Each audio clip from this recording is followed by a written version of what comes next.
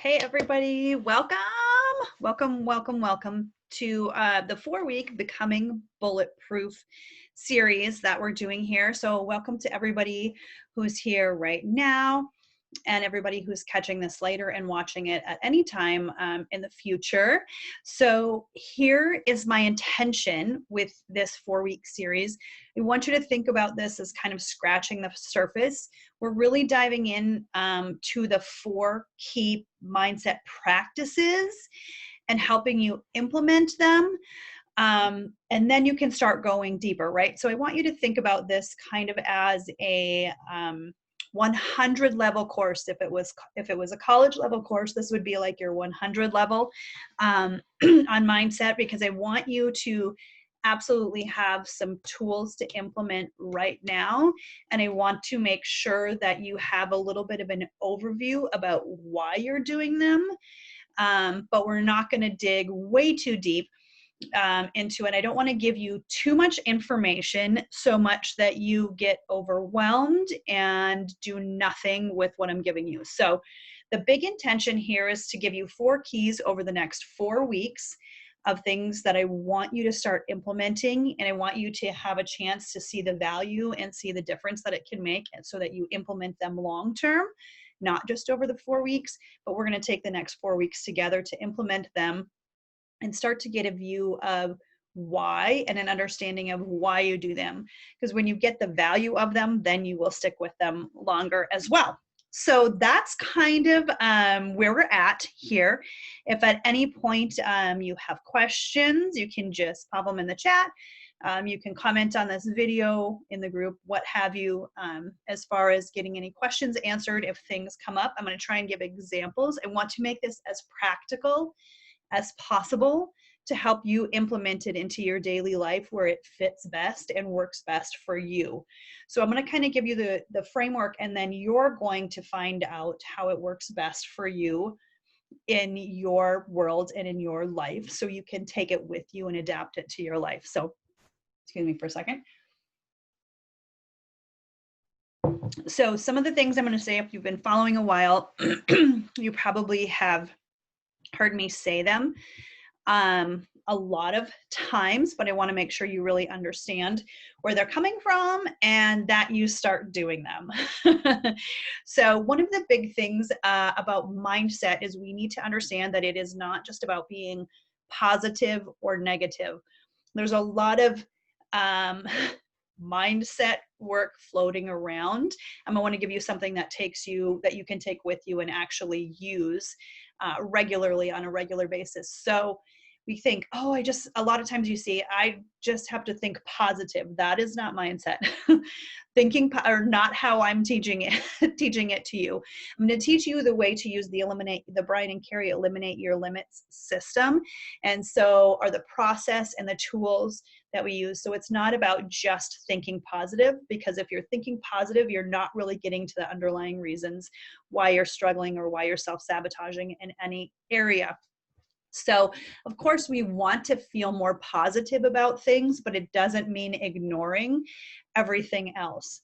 So I want you to think more of your thinking in a dynamic way and being able to adjust and look at things differently than maybe you're looking at them now. So as opposed to just be positive, that's not necessarily going to solve everything. So I want you to think more about being able to look at things a different way. So we're going to go through, there's 4 A's or 4 steps we go through, and as we develop this nice dynamic mindset versus just positive. And the first part in that first A in that is acceptance. And that's really accepting that the way that we look at things is not necessarily the only way that they are. It's not necessarily an absolute truth. We have this part of our brain that's kind of the unconscious part that takes in influences around us from the day that we're born, both from society, from where we live, from the environment that we are brought up in, where we know that 2 people can encounter the same exact experience, but because of the different influences that we have had, we're going to see that differently. We're going to see it through the glasses that we wear based on our experiences that we've had. So even though 10 people may see this and everybody sees and hears the exact same thing that I'm saying, each person is going to interpret what I'm saying through their own bias, so to speak, or through their own influences and experiences that they've had, and they're going to take different things away from that. So we need to understand and accept that just because we think something is absolutely one way, it isn't always that way. How do we see things? One person, the political climate, everything else, the different views that are going on in the world today, and understanding that people see it differently, certainly different opinions, right? And we're all going through the same experience, but everybody's opinions are not the same, and being able to respect that that's because of the experiences that each person has had. So taking away from that and understanding that the way that you see things is not necessarily 100% the way that they are. And sometimes, we fight so hard to prove that the way we think is right. But if we can't accept that there might be a different perspective, then you're not going to be able to change the things that are sabotaging you. Those hard-held beliefs are what's really keeping us stuck in things, and being able to recognize the language that comes with them. So hopefully that's not too super confusing and makes a little bit of sense. And I will be talking live in the Facebook group about this as well, and different examples of that. But that's one of the biggest things that we need to understand and accept, is that the way that we see things is not necessarily exactly as they are, right? We see things as we are, not as they are. So for instance, if you have children or no children, and especially we have two girls, this happens with adults or anything else, but a really example that I always think of and go to is that I have two girls together who will have perhaps a disagreement, right? And right away, one of them comes to me, well, she hit me first, but then she looked at me. They each have their own, are so certain that the other one did them wrong, so stuck in their ways. And we know that there's probably a third story that really is kind of in the middle of where things happen, right? So each person is going to have a different story. If you have an argument with someone or a disagreement, the objective truth is probably different, a little bit varies different from each of those subjective views. So I want you to think about that and not take offense at the fact that I might be mentioning that the way you see things might not be exactly as it is, because there's power in that. Because if you feel like you're overweight and you're never going to stop, never be able to get your weight under control or be healthier or stick with an exercise program, guess what? You can start to work and shift that. Maybe you can. And the opportunity to actually believe that is where the power comes in. So even though there's a part of us sometimes when someone is telling us that maybe the way we see things isn't proper, or isn't correct, or maybe absolutely true, we have a tendency to want to hold on to that belief. But there's actually a lot of power in the fact that, maybe there's a different way. Maybe there's a different way to look at this. Maybe I didn't see that I'm looking at it through this experience as opposed to what it really could be. So we have to accept that first. And our brains are really trained to, our unconscious part of our brain that's been picking up all of this experience and influence throughout our lives, that influence really causes us to see things in a certain way. So we have these perceptions that then pick up into a new belief that might be, I'm always going to be broke. I'm never going to be able to make any money. Hold on one second. Middle of talking about how in the get-go, how our influences perceive, or our influence set us up for the way that we perceive things and our new beliefs, and how we see things and how we expect things to happen in the world and show up that way. And so then our, obviously the way that we see things and the way that we expect them, that's what we create. So our brain is looking to prove, that unconscious part of our brain is looking to prove that, you know, maybe we're not going to be able to lose the weight, or maybe we're going to be broke forever. So feel free to pop on with anything. I know you are a master coach at this as well, so any perspective you want to share on that is fabulous. So I'm popping in, then our next thing I just want to talk about is wins and counting wins, and why it's so important, and so that we get started counting wins as a group and recognize that. So our brain always is looking for the negative. It's been pre-programmed that way, unless we change that. So we need to lay down enough influence to search for those positive things, or the things that we're doing that are amazing, so it can start retraining itself to look for those things. How are you doing today, Elisa? If you can hear me. Not bad. Yes, I can hear you. Sorry, I was just That's okay. I just only see letting you share. your beautiful picture instead of your beautiful face, so I just wanted to make sure. Um, so Yeah, yeah, I'm not feeling as presentable as the picture, so the picture's up today. I feel that. I know before I jumped on, I'm like, oh man, I should do, we don't have time. We'll just go with this. Yep. It's all good. It's all good.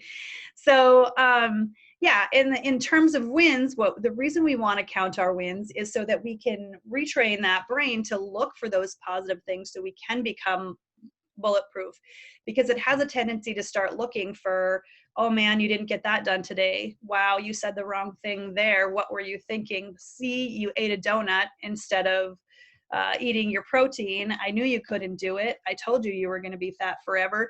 These are just kind of some underlying things that can be running along in our brain.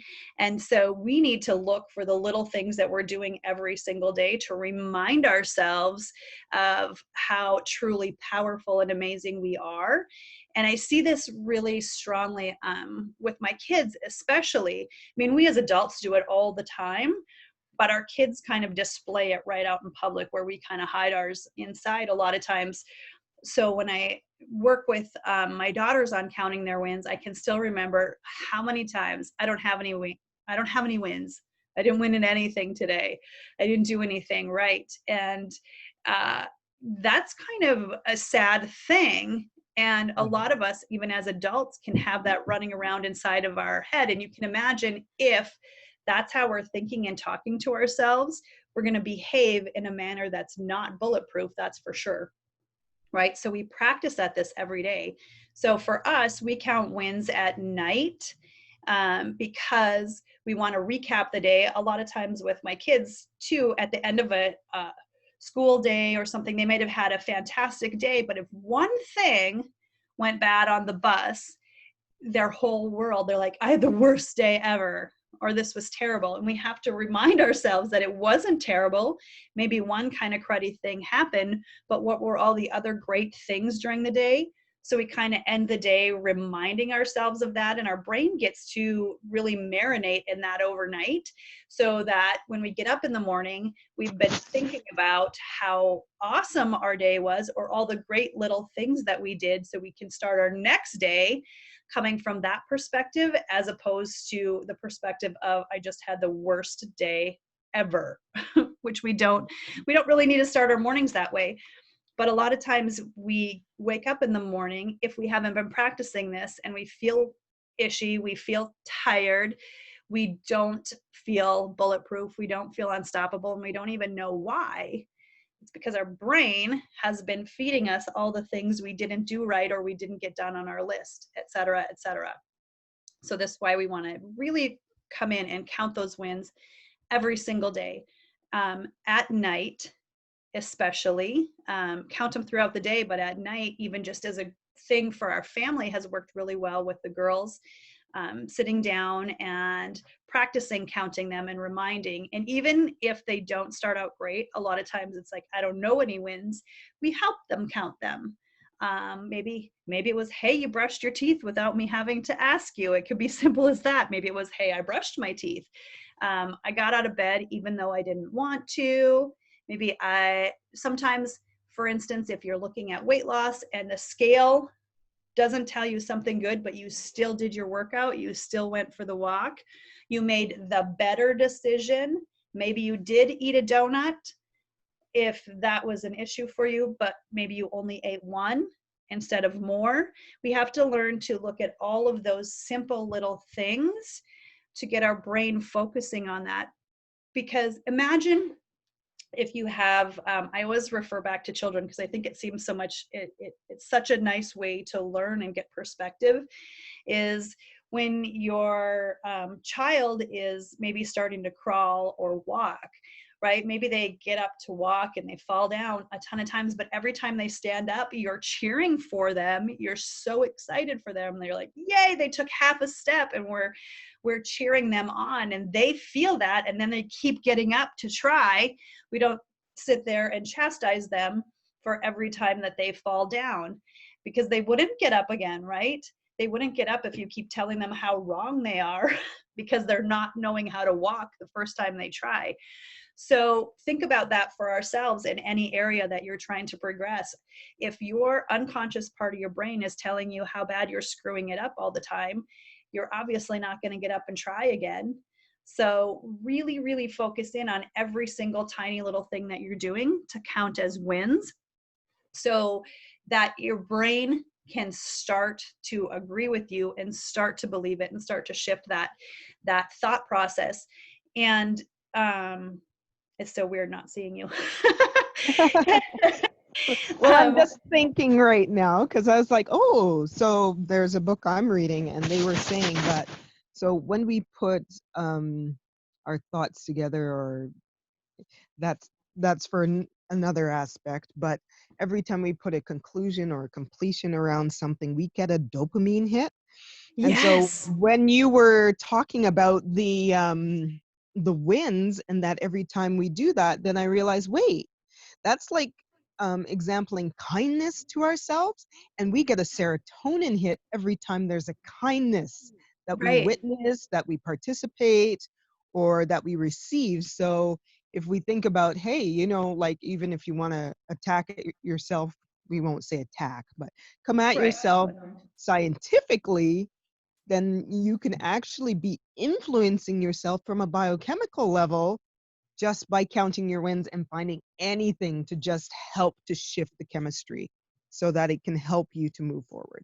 Yeah, absolutely. And I love that you're sharing that, because the science behind it is so important as well. And so many times, medication to try and do that. But there's, wow, if we can do that even on our own, hitting that every single time. And it is such a great hit. And when we count wins, even with my girls, when they start doing it right, you can see the feeling in their eyes, and when they do it. So it's the same for us too.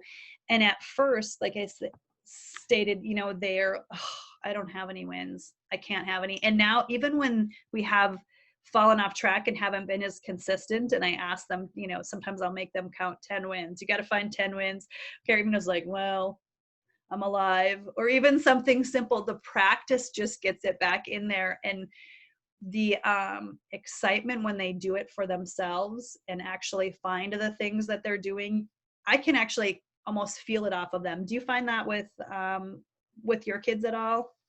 Yeah, well, we do it more as an evening family prayer time. Mm-hmm. So then we're going through and thanking for this, or I'm thankful that I experienced this, or this had happened. But Yeah. in doing it in a group, we can, if we notice that somebody else kind of didn't bring up something, we'll be thankful for that person having done that on their behalf. Oh, that's beautiful. And it is so true. I do that with my clients as well, with my kids a lot, because they may not be counting a win, but I've seen them show up and do something, and yeah, helping them. So especially for anyone who has kids in this group, for sure, or coworkers or friends or family, being able to say, hey, thank you for that little thing that you did. I so appreciate it. Taking the time to say that to someone else can make a world of difference for them, not realizing how important it is. And that little boost of dopamine, like you said, is so powerful. So that's one of the biggest things that I want everyone to take away from this today is it's the wins, right? So this week we're going to be talking about counting wins, and we're going to be practicing it. And I like how you said that this works for you however you want to work it. You know, we call it counting. I'm calling it counting wins, but like you said, being thankful in prayer time, right? For those little things, it's still going to reinforce the positive things that we did. And honestly, you know, it's the more we feel good about ourselves, the better we're going to be for everyone. And sometimes that for people, at first they can say, you know, it feels vain or it doesn't feel right. Or what I hear a lot of time is counting the little wins, like that's a win, like I can count that. You know, we want to be like, ooh, I lost 5 pounds, yay, that's, you know, or I fit a new pant size, yay, that's a great win.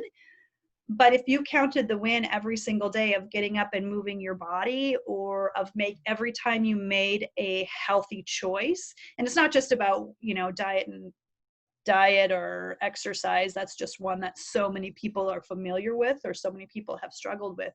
It can be anything. If you're trying to be kinder, if you're trying to get more things done or spend more time taking care of yourself.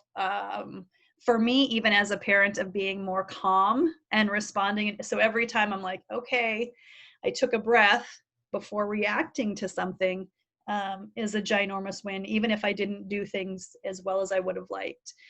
Any other input you want to put in, Elisa? I love always what you have to share.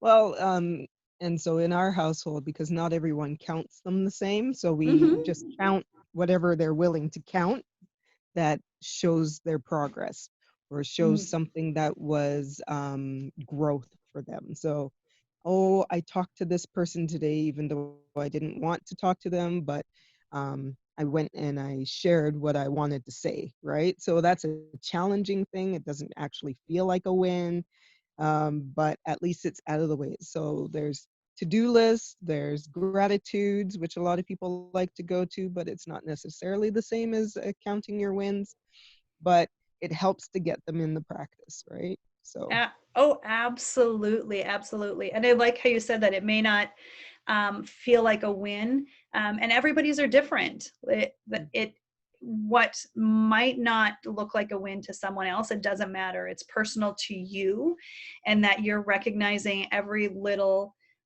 successful thing or gratitude thing, or every little thing that moves you forward or progresses or is an intention of where you want to be. And every time we do that, it lays down, it's like building a new brick road, right? Or building a new path in the grass is one of the things I will say a lot. Where's we have a path that we've been on for so long, we just fall into it unless we make a little choice. And every time we make a choice to count something like that, to count a win, we start laying out that new path in the grass that takes us the direction that we want to go. But we have to actively do it. So a lot of times it can seem so silly for some people, or but there is science behind it as well. It's not like, oh, let's just pat ourselves on the back. Every time that you take the time to count that win, or whatever you want to call it, that you start laying down that new path, that pretty soon that's where your brain automatically goes. And that's how we start becoming bulletproof, and we handle things in a whole completely different way. So our work for this week is going to be the counting the wins. So daily we'll be in the Facebook group, whether it's a live or just a post, and we want everyone to share wins in whatever way works best for them, and count any.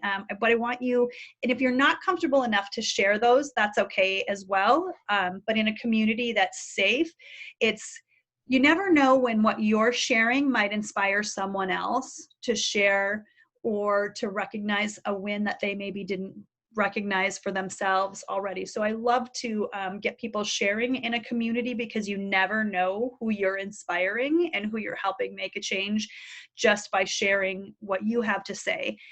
But I also recognize for some people that you might not be ready to share that. And if you're not, that's okay. But I want you to still follow along when we're, if we have something about doing your wins, I want you to get a notebook and I want you to write them down for yourself, because there's a big connection in the brain. Even if you're not ready to share them with anybody else or share that process, the fact that you're taking the time to write them down on your own is still going to make a ton of progress for you. And you can So, share yeah. that you did it. Yeah, That's your way of exactly. sharing. Yeah, Done. exactly. I did mine. Check mark, done. Exactly. Thank you for mentioning that, because that's huge too. Because we want to keep you as a part of the process as much as we can. And it's a win. Right? For me, sometimes, hey, I counted my wins. Winning. Totally on my win list. A lot, any kind of thing that we can think of. So that's my goal for this week, is to get everybody, as much as we can, counting their wins and starting to recognize them as a process, so we can start laying the new path. Lisa, do you have anything else to share? I don't want to get too specific or take too much time out of everyone's day to overtalk it, but for sure, if you have any other thoughts you want to add, I would be happy to have them. Just the commenting on other people's wins Mm. and thanking them for, like, so if one kind of triggered for you to recognize something in yourself, actually verbal or making note of that on this person's post, because then that builds them up, that builds you up. There's the kindness and the serotonin kick, and then we all help to each other to grow. Oh, I'm so glad you're here and in this space. Thank you for bringing your time into this, because I know you have all of your own stuff going on. So I so appreciate that. And I love that. That's exactly right. Lifting each other up makes, and it's funny because it's going to have a double dose for both of you.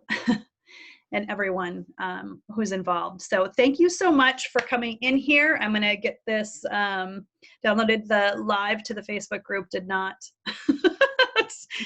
work, so we'll just get it posted in there yet today. So, and the podcast, you can have just the audio if you like, if that's easier for you. So thanks again, Elisa. I so appreciate you getting on here and sharing your perspective. And we will see you all in the group, and then next Monday.